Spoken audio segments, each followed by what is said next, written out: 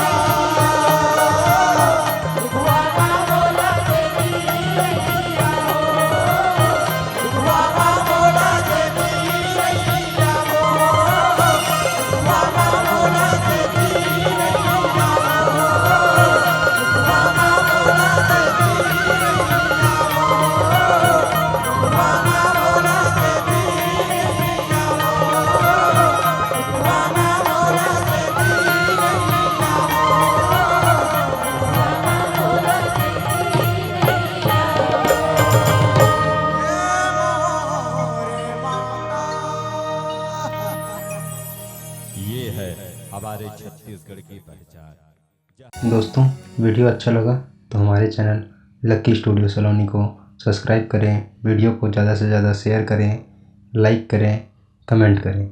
धन्यवाद।